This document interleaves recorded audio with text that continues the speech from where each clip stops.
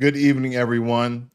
Welcome to Blacklogic. So, House Republicans are advancing a budget proposal that aims to reduce federal spending by implementing significant cuts to Medicaid, the program providing health care to over 72 million Americans.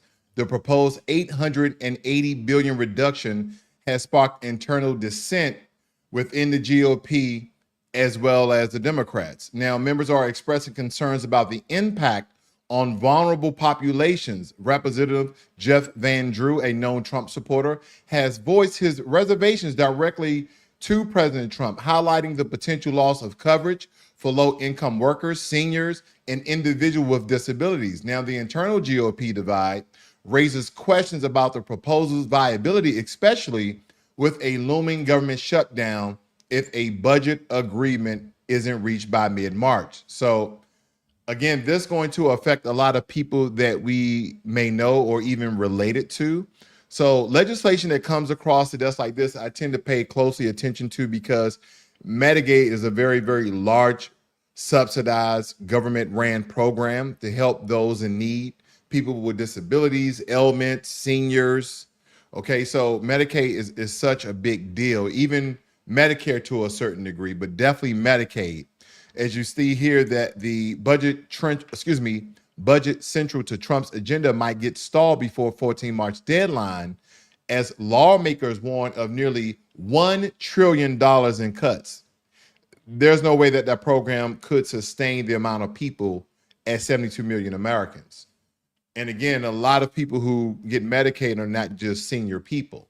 Okay, a lot of people who have children or adults that they're taking care of with, ailments as well as disabilities that, are on their belong. I can't even get my words together, but nonetheless, they cannot handle them without some sort of government assistance or government subsidy. Okay. Now, Ukrainian President Vladimir Zelenskyy is expected to visit Washington, D.C. to finalize a significant minerals deal with the U.S. Now, the agreement focuses on granting the U.S. access to Ukraine's rare earth minerals, a move intended to offset previous U.S. wartime aid. While the deal proposes joint development as well as profit sharing, Ukraine is seeking security guarantees that are currently absent from the draft. Now, the development comes as the U.S. adopts a neutral stance on the ongoing conflict, refraining from condemning Russia's actions. And don't forget that Russia came to the table and stated that we have rare earth minerals as well, and we're willing to deal with the U.S., and we probably would give you guys a better deal than the Ukrainians. And don't forget, America, we're already $200 billion plus in debt with Ukraine. With the amount of support, military equipment, who knows what else that America has given to Ukraine to fight their war against Russia. And I know some people are stating that, oh, it's our duty, it's our ethical or moral obligation to help countries who are poor or who are less powerful, who are getting bullied. I can tend to side with it at a very low percentage, especially when it comes to Ukraine, only because Ukraine is in Europe. And you have all those European countries surrounding Ukraine. Belarus, you have all those countries surrounding Ukraine that can give them direct support, whether it be troops, money, but no. They called America. They called Joe Biden, and Joe Biden gave them a blank check. He said, let us know how much you need. Now, as Joe Biden, at the end of his presidency, he started to kind of dial back from Zelenskyy. Okay, Zelenskyy is a very aggressive, stern figure, and in his position, he shouldn't be aggressive. He should be grateful. Now, granted, President Zelenskyy does have a point when he stated that Ukrainians, Americans, and Russia should be at the table when we negotiate the peace treaty deals. I agree with that. They should be. They should have some say-so in their country. But again, there's always these guarantees that Ukraine wants out of America, but they have yet to give us a guarantee that the $200 billion that you owe me, that you're going to actually pay us back that money. Actually give us some of the technology. No, they're not going to give back the technology. I don't know who I'm fooling. Now, Elon Musk. Elon Musk. Wow. I thought I would be saying Donald Trump name more this year, but seems to be that I'm talking about Elon Musk. Because Elon Musk's recent directive requiring federal employees to justify their weekly accomplishment or face termination has led to widespread confusion and resistance within the federal workforce, despite the support that he has from Donald Trump.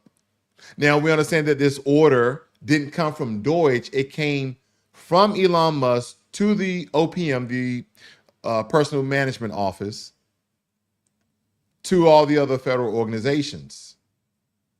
And they doubled down to clarify that the compliance with Musk's email is voluntary. So this was not a mandate that Elon Musk can give out there stating, yeah, if you guys want to respond to that, you can. If not, then you don't have to. Again, Elon Musk and Donald Trump are like two peas in a pod. They are bros at this point. So I'm going to tell you this. If I'm one of them federal organization employees, I'm responding to the email. Yes, I am. I've been working on 19 projects. 19 projects. I helped build a new room inside a federal organization. Wait a minute. Are you a contractor or you're a federal employee? I do both. I do all the work. I clean the floors too when no one's watching. People have to, cite their worth.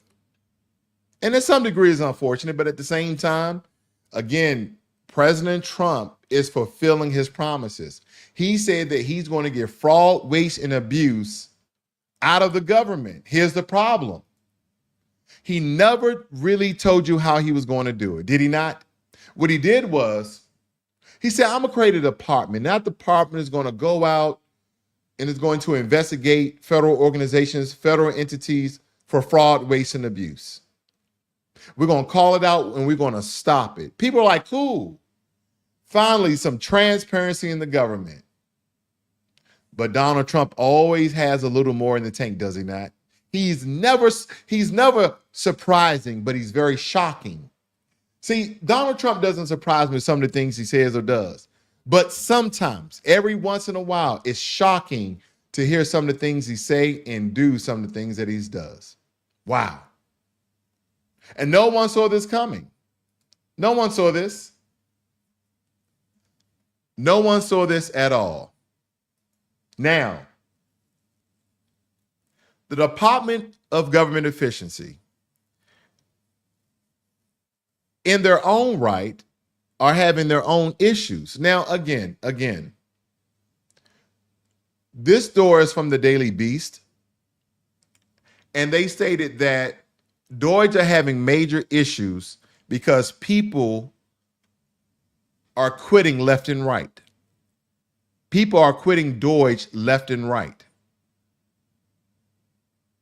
The departing staff members expressed their unwillingness to compromise essential public services or support actions they believe undermine governmental integrity. Now, Musk dismissed the resignations, labeling the employee as political holdovers resistant to change. This mass exodus highlights the tensions arising from Musk's aggressive cost-cutting measures and management approach within federal agencies. They said Elon Musk is going too hard, too fast.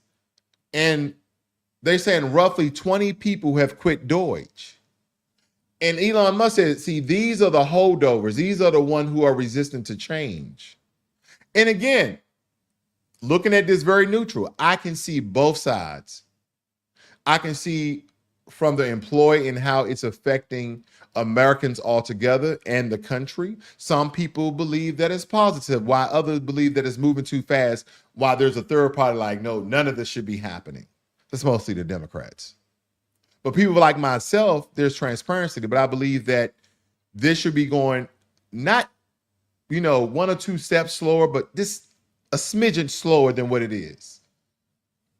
Like more accountability and things to be verified, or things to be verified so people are held accountable of a lot of the actions.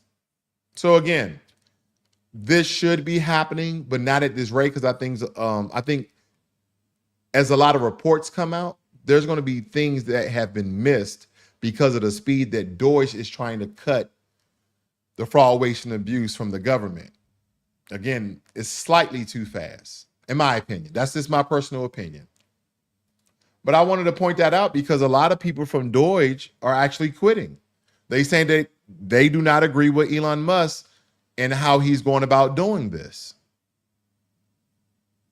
And they are entitled to their freedoms. I don't think I would have quit. Now, the Department of Justice has issued a new memorandum outlining significant changes to immigration. Uh-oh, Elon. Uh-oh. Yeah, and this memorandum has been outlining significant changes to immigration enforcement, emphasizing stricter scrutiny of employees hiring foreign nationals. Uh-oh. The policy aims to prevent discrimination against U.S. workers by ensuring that employers do not favor H-1B visa holders over domestic employees. This initiative reflects administrative broader efforts to prioritize American workers and tighten immigration policies, potentially leading to increased legal challenges for employers navigating the complex regulatory landscape. Uh-oh, Elon Musk. Why do I say uh-oh, Elon Musk? Because Donald Trump and Elon Musk, now more Elon Musk than Donald Trump, have a very high percentage of people who are on H-1B visas. Do you think Elon will get a pass like he did with SpaceX by the way of NASA and not getting his funding cut? Believe it or not, and a lot of you people who may be, bandwagons of Elon Musk, I'm just letting you know I'm very neutral on him. He's going to be richer here pretty soon. And again, I'm not speaking into conjecture, right? I'm not just saying, oh, him and the president are doing some backwater deals or some back rocket deals. I'm not saying nothing like that. I'm not even alluding to it. I mentioned it, but I'm not alluding to it. And here's what I'm telling you. A lot of these people from these different countries, mostly India, work for your Teslas, your SpaceX. They're engineers, mechanical engineers, software coders, etc. People who deal in robotics. What systems are they going to put in place to ensure that Americans with the same skills as people from another country are given a fair chance?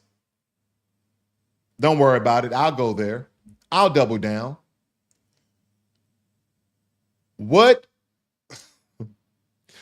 factors, what functions, what safeguards, what prompts, what technology are they going to put in place to ensure that Black Americans with the same skills get a fair shake? Are you talking about DEI? Nope. I'm not talking about diversity. I'm not talking about equity. And I'm not talking about including no one. I'm talking about people with the same skills. They may just have a different skin tone. They may represent a different culture. And I'm not talking about representation. I'm talking about hiring people based on merit. Oh, that's right. We already switched to a merit-based system. That's correct.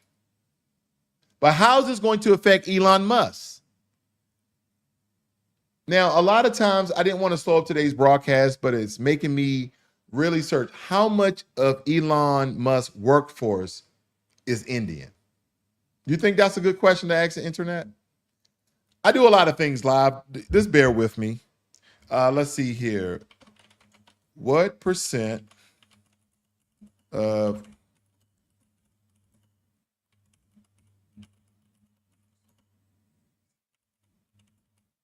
I should have put H-1B visa. I led to one statistic. I don't think that's right. It states that Elon Musk's Twitter company fired over 90% of its Indian staff, leaving only about, this is crazy, only leaving about a dozen people. The cuts were part of a global reduction effort by Musk. This is nothing new to Musk. And I didn't put this in India. It's from India. sometimes I think that you guys just might want to know these little fun facts. In 2023, 72 of H-1B visas issued in the U.S. went to Indian nationals. And again, this is not connected. This is just an overall national number. This has nothing to do with Tesla or SpaceX or the Boring Company, etc., or DOGE. But I just want to let people know the influx of H-1B visas by the company that is coming to, and they're being hired by tech moguls like Elon Musk. So I wonder how news like this is going to affect him. That's going to be very interesting. That's going to be very interesting. Because Elon Musk's involvement in federal operations through DOGE has led to a lot of different reactions from all these agencies. Because some departments have attempted to align with Musk's efficiency mandates, but others have pushed back that have been really voicing concerns over transparency and legal authority and the potential erosion of public trust. But the back and forth, the discord, it really illustrates the difficulties in reconciling private sector methodologies with the established norms and all these government regulations that we have. And there was something else to mention when we're talking about President Zelenskyy of Ukraine. Because as the U.S. and Ukraine approach, a very critical minerals agreement that they have agreed to, essentially, the absence of very vulgar and explicit security guarantees from the U.S. still remain a very sticking point between our two countries. Because Ukraine continues to go on about assurances to bolster its defense capabilities to fight Russia, while the current draft focuses primarily on economic collaboration. Ukraine's like, yeah, we can do this deal, but I am at war with Russia. And the U.S. like, no, we're just here to make deals about minerals. And if Ukraine, by the way of President Zelenskyy, if he push his hand too much, what you're going to see is America do the minerals deal with Russia instead of Ukraine. That may happen. That may happen. This is absolutely crazy. And again, I just want to leave you guys with this. I really want to leave you guys with this. I think this is important to say, because as Elon Musk approach to restructuring the federal workforce through DOGE, and we understand all the things he's done has led to very significant changes, thousands of people being laid off and fired. And again, I've told you the family and, the family component, the citizen component. A lot of these people are connected to people that are Republican who voted for Trump, are connected to different parties. So again, these are some of the things that Americans, the majority of Americans, voted for, not understanding the fallout from it. See, one thing I learned reading a lot of the Chinese proverbs, one thing that really stuck with me is how Chinese think 100 years ahead. So 100 years ahead, in my opinion, is equivalent to 100 steps ahead. Now, most likely, I try to think anywhere from 3 to 5 steps ahead, but think about 100 years from now. That's part of the things that the Chinese live by that is very commemorable, that I can very much adopt, because they're not just worried about themselves or their sons or their sons. They're talking about a decade of generations. This is a good way to think about it, I believe. But now everything that Elon Musk is doing is to increase efficiency. But the way he's going about it are raising these concerns. They've been stating that because of all the people that's getting fired, there have been a a large amount of loss of institutional knowledge from the people who worked there. Like a lot of those people had a lot of knowledge of how to do a lot of these government systems and programs. And the amount of people we have, we just don't know. We just don't have enough people with the knowledge to even do some of these things. They said that the morale is low. So again, there's a lot of things going on, and I do agree with the DOGE mission, but I may not agree totally how they're going about it. Jermaine Anderson, make sure you email me, sir. You've been my moderator for quite some time. I think it's time for me to bless you. So email me. I want to converse with you. I want to give you a gift. I don't know what the gift is. So name me 3 things that you need, brother, and I'm gonna hook you up. Jermaine Anderson's been my moderator for what, the past 5 or 6 years. So every now and again, I like to bless him because brother never asks for nothing, always shows up. And I thank you for your commitment and hard work. But please email me at my rossworldllc@gmail.com. Nonetheless, you guys have a great and wonderful evening. This is Blacklogic.